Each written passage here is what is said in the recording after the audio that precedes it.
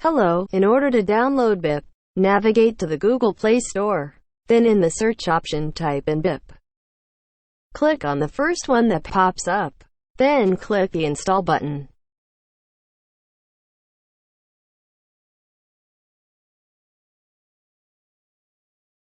It's going to take a while to install depending on the speed of your phone.